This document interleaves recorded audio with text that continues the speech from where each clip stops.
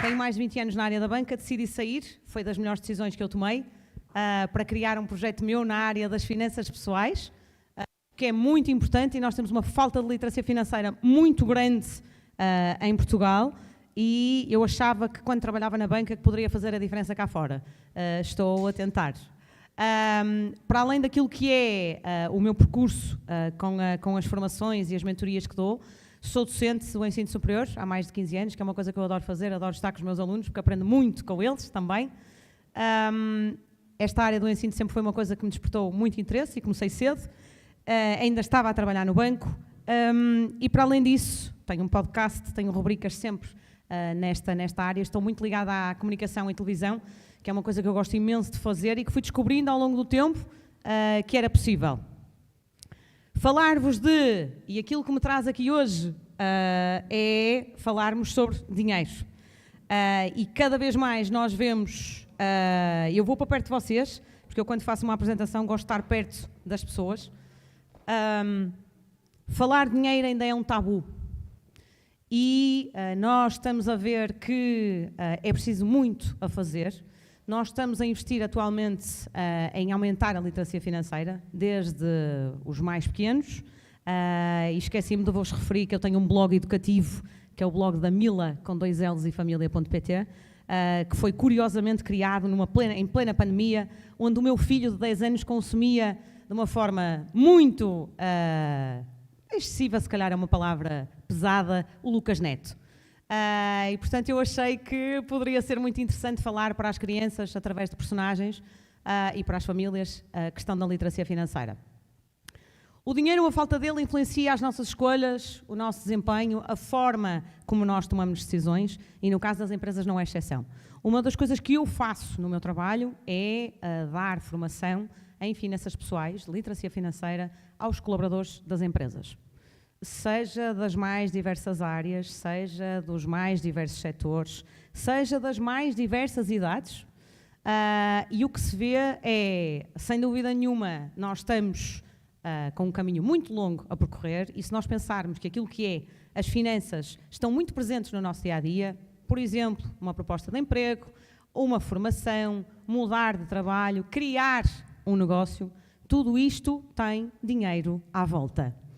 E quanto mais nós soubermos como lidar com ele, melhor nós temos a nossa vida financeira e a nossa vida do negócio muito mais bem gerida. Nós em Portugal temos salários estagnados, temos um custo de vida alto e também temos uma falta de literacia financeira. É preciso mudar, já se está a apostar nas camadas mais jovens, nas crianças, mas as empresas é um fator decisivo. Nós olharmos para aquilo que são os colaboradores e já vamos ver o impacto que isto tem e o porquê que é importante os colaboradores se sentirem motivados e se sentirem que têm a sua vida financeira completamente controlada. Eu vou-vos dar exemplos, e posso começar por que muitas pessoas, quando chegam até mim, dizem-me que têm dificuldades em poupar. E é uma verdade, portanto, hoje em dia, nós temos um custo de vida alto, é difícil. Mas muitas das vezes eu coloco a pergunta, sabe exatamente onde gasta o seu dinheiro? E grande parte das pessoas não sabe. Significa que nós temos que aprender, nós temos que saber, e as empresas também têm um papel representativo naquilo que é estar atentos, porque os colaboradores dão sinais. Nós podemos ter pessoas preocupadas com o dinheiro, o que vai causar uma menor motivação e energia, mais distrações no trabalho, maior ansiedade. E às vezes são pequenos sinais que os colaboradores nos dão e que nós temos que estar atentos, porque nós fazemos parte do processo. As pessoas trabalham connosco durante 8 horas, às vezes mais. Passam mais tempo nas empresas do que em casa. Portanto, significa que há muito a fazer. E a empresa, para além de olhar, e nós vemos agora muito uma aposta atualmente, naquilo que é a saúde e o bem-estar. E ainda bem, porque de facto é algo que, há bocado falamos em burnouts, falamos que as pessoas trabalham imenso, descansam pouco, e muito daquilo que é a saúde mental está ligada à parte financeira. Eu coloquei aqui, quem é que aqui já passou o dia inteiro a trabalhar ou a estudar e a pensar em contas? Muitos de nós, não é? ou porque temos uma conta para pagar e esquecemos de pagar, ou porque temos uma preocupação e até vamos comprar casa e não sabemos qual é a decisão que vamos tomar, ou por onde é que a gente está a escolher. Tudo isso faz parte daquilo que é a nossa vida. As empresas têm dinheiro para gerir. As empresas têm que pagar salários. Eu, se recebo o meu salário, tenho que perceber o que é que vou fazer com ele. E as empresas têm que fazer parte deste processo. O impacto da saúde financeira é cada vez mais evidente naquilo que é também a parte profissional das pessoas. Se nós pensarmos que nós passamos 8 horas ou mais a trabalhar e se levarmos os problemas que estão ligados àquilo que é a nossa parte financeira para a empresa leva por tabela também. A empresa tem colaboradores desmotivados. A empresa tem colaboradores que não são produtivos. E se nós não olharmos a sinais, nós vamos estar a apostar e vamos estar a achar que está tudo bem e não está. E vê-se, ainda bem, cada vez mais a aposta em formação para os colaboradores nesta área. É muito importante eu perceber porquê, porque nenhum colaborador me vai dizer eu tenho dívidas. Nenhum colaborador me vai dizer eu deixei de pagar a minha casa. Ou eu tenho um crédito em atraso, ou eu tenho problemas financeiros, sejam eles quais forem. Ninguém vai dizer isso. E, portanto, cabe à empresa, através de sinais, e muitas das vezes um dos sinais é uma das coisas que eu coloco aqui, que é usarem as empresas, e é preciso terem atenção como é que se faz isto, que é os chamados incentivos de adiantamentos salariais, que é, muitas das vezes as empresas dão 50% antes do dia do vencimento, porque o colaborador está a precisar, mas precisar porquê? É preciso estar atento a isto. Porquê? Porque tem um impacto muito significativo naquilo que é a produtividade da empresa, naquilo que é a motivação da empresa. Eu, se vou trabalhar e tenho que entrar às 9, das 9 às 6, e levanto-me e não me apetece ir trabalhar, porque a minha cabeça não está ou não vai estar na empresa, isto é preocupante e, portanto, nós temos que olhar para isso e trabalhar isto e já vamos ver de que forma. Quem é que aqui já viu o seu trabalho ou a parte dos estudos ser afetado por preocupações de dinheiro? Muito bem. Muito obrigada. Muitas das vezes o que é que acontece? Nós estamos a trabalhar, mas a cabeça não está lá. E o facto de não estar lá, se a empresa não fizer parte do processo e não perceber exatamente o porquê que eu não estou lá, eu vou acabar por perder essa pessoa, ok? Eu não posso só pagar um salário ao final do mês, eu tenho que fazer muito mais. Eu tenho que me preocupar com a saúde e bem-estar do colaborador, mas a saúde e bem-estar do colaborador também inclui a literacia financeira. Também inclui nós não nos sentirmos sozinhos porque temos a nossa parte financeira pessoal. Não, quem nos paga o salário é a empresa. Ou temos uma empresa que nos paga o salário. O que é que nós vamos fazer com ele? Gastamos todo? Recebemos o salário a dia 1 ou a dia 31? Ou a dia 30? Ao dia 5 já não temos nenhum? Porquê?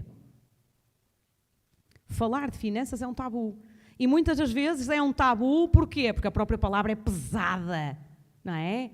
Parece que é uma coisa que é muito difícil de perceber. E não é. Eu costumava dizer que, quando eu trabalhava na banca, eu fazia desenhos. E os meus colegas diziam-me, porquê é que tu fazes desenhos? E eu dizia, porque quando as pessoas veem através de desenhos o que eu estou a dizer, entra muito melhor. As pessoas percebem muito melhor. E muitas das vezes nós temos receio de ver números. Nós temos receio de abrir o nosso extrato da conta, ou temos receio de ver os nossos movimentos. Mas, na realidade, isto tem a ver com um trabalho que nós temos que fazer também a nível de consciência e sabermos o porquê que temos aqueles números. Porque eu vou-vos dizer, em Portugal, grande parte das pessoas não negocia nada. Grande parte das pessoas tem um crédito de habitação, tem cartões, tem seguros, etc. e não negocia o que tem. Portanto, significa que está a pagar, está-se a queixar, mas na realidade não faz nada para mudar. E é preciso mudar. Mudar numa perspectiva de estar atento àquilo que nos rodeia. Porque nós podemos ter melhores condições se estivermos atentos e se tivermos o conhecimento necessário para o fazer. E as empresas têm um papel muito representativo nisto. Imaginem que amanhã tem uma despesa inesperada de 1000 euros. Quem é que aqui estaria preparado para para ter dinheiro para este valor, sem ter que pedir ajuda. Quando eu digo ajuda, pode ser amigos, pode ser a banca. Quem é que aqui estaria preparado para? Muito bem. Muito bem. Significa que, se eu não começo a pensar nisto, e eu vou-vos dar um exemplo muito objetivo. Eu tenho, deixem-me ver o timing. Maravilha. Eu tenho pessoas que chegam até mim, e curiosamente também jovens, que dizem, eu quero aprender a investir. Eu quero investir. Como é que se ganha dinheiro? Mas antes de fazermos isto, tem que se fazer um trabalho para trás. Que é, está preparado para se deixar de ganhar, ter dinheiro para as outras coisas? Não. Então temos que trabalhar essa parte. Não é só eu querer ganhar dinheiro, temos que investir, claro que sim. Mas antes de trabalharmos a parte do saber investir, como investir, temos que trabalhar tudo que está para trás. E eu tenho percepcionado muito nas formações que dou às empresas este trabalho que tem que ser feito. Que é, temos que fazer a base para depois chegar àquilo que é o investimento, por exemplo, que é muito, curiosamente, é muito pedido hoje em dia o saber investir. Mas o saber investir, se nós pensarmos bem, mais uma vez, não é difícil. Agora, será que estamos preparados para perder ou para deixar de ganhar? Não estamos. Quando tudo corre bem, é tudo ótimo. Agora, quando nós não temos aquela salvaguarda financeira que é necessária, nós deixamos de ganhar, nós não temos onde nos agarrar. Até rimou. Por isso falamos em autonomia financeira. E a autonomia financeira, se nós não a tivermos, vamos ter medo, estagnação, decisões adiadas. Mas se nós tivermos autonomia financeira, mais uma vez, com o acompanhamento da empresa, com a atenção da empresa, porque a empresa tem que fazer parte do processo. E ainda bem que eu vou constatando que as empresas estão cada vez mais a apostar na literacia financeira dos colaboradores. E estamos a falar dos mais diversos setores. Têxtil, por exemplo, que é uma coisa que não é muito normal. E isto é importante e eu vou-vos dizer porquê. Porque quem ganha pouco tem que saber gerir, mas também quem ganha muito também tem que saber gerir. Porque eu neste momento tenho duas realidades, que é gente que ganha um bom salário, gasta-o todo. E continua a não saber para onde é que vai o dinheiro, mas gasta-o todo. E isto é preciso terem atenção, que é um trabalho que tem que ser feito antes de investir e de eu saber exatamente o que é que vou fazer. Eu tenho que estar preparada para, no caso de acontecer alguma coisa, eu me salvaguardar. Passamos a ter liberdade para arriscar, por exemplo, mudar de trabalho. Eu, antes de sair da banca, preparei-me muito bem. Eu, antes de sair da banca, fiz o meu planeamento.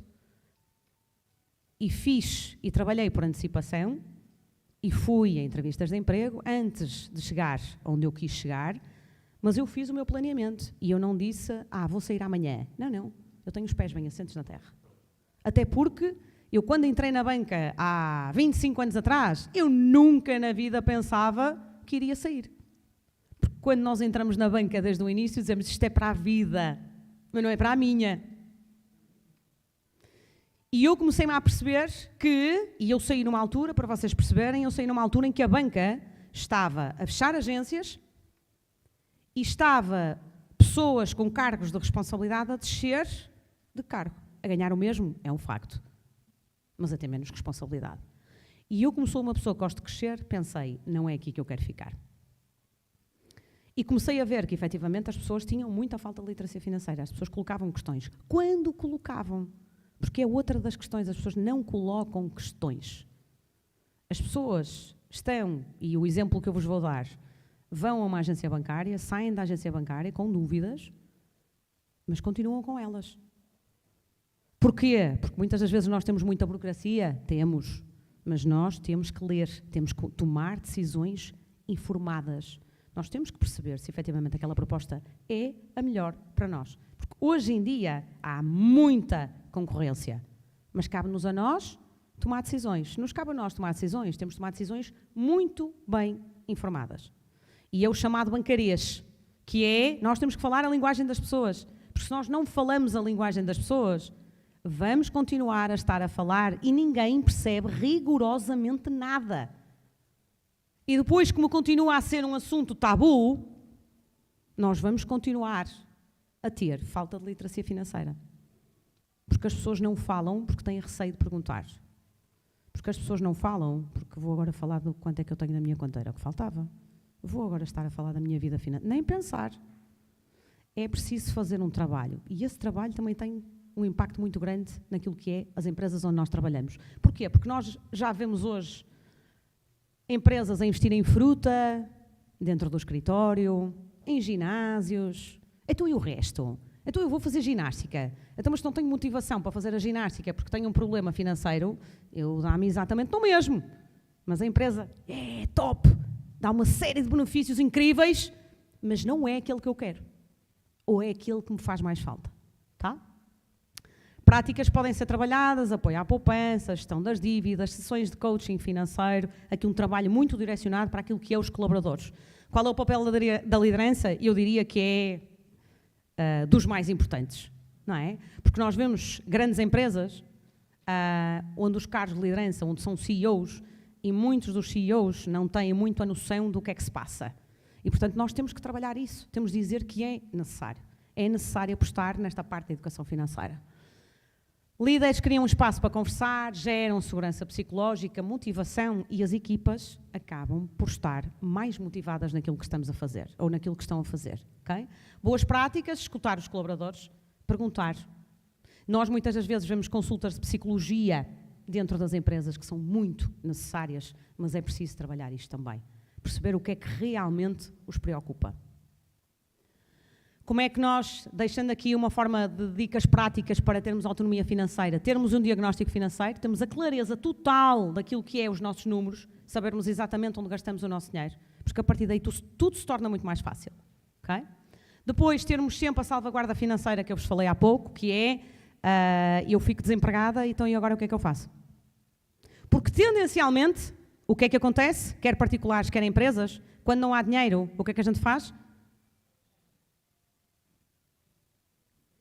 Sim. Fecha. No caso dos particulares, o que é que a gente faz? Ora, vamos ao banco pedir crédito. Tá? E nós temos que perceber e trabalhar isto antecipadamente.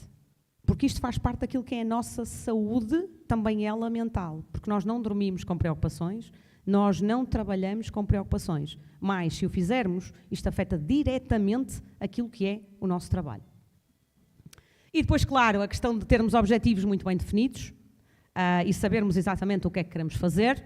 Pode ser mudar de carreira, pode ser fazer um investimento numa formação, etc. E a literacia aumenta, sem dúvida nenhuma, aquilo que é a autonomia e a segurança nas nossas decisões. Porque cuidar das finanças pessoais é abrir um espaço para termos uma vida profissional mais livre, para conseguirmos aqui um equilíbrio muito direcionado entre aquilo que é a nossa vida pessoal e a nossa vida profissional. E digo-vos que uma das coisas que é difícil quando se é empreendedor, se não se faz um bom trabalho, e já estou a ultrapassar o tempo, claro, eu realmente quando começo a falar é uma chatice, é equilibrar as finanças entre o negócio e a parte pessoal. E nós vemos muitos empreendedores a misturar tudo. Quando se mistura tudo, significa que não se trabalha bem a parte pessoal. E se misturamos tudo, já não sabemos o que é dinheiro nosso, o que é dinheiro do negócio. Tá?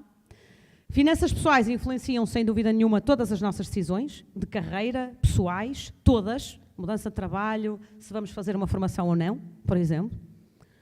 Dá-nos autonomia, permite-nos aqui um equilíbrio financeiro. E um equilíbrio financeiro a todos os níveis, que é eu consigo chegar a casa descansada e dormir descansada na minha almofada, porque sei exatamente como é que está a minha vida financeira.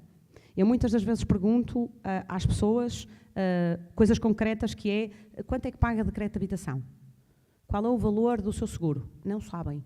Eu acho que nós temos muito achómetro, estão a ver? Nós achamos muito o achómetro, utilizamos muito o achómetro. E o achómetro só nos adia.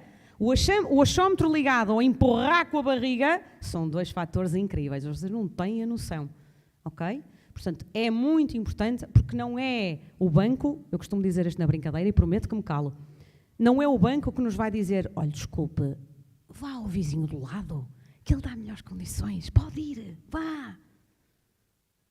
Quer particulares, quer empresas. Nós é que temos que fazer este papel. E não é, agora não posso, agora não tenho tempo. Agora é qualquer coisa que aconteceu e então não é este o momento certo. É, porque amanhã já é tarde. Se não for por mais nada, porque os mercados estão sempre a evoluir de uma forma muito mais rápida do que o que evoluíam há uns anos atrás. Muito obrigada.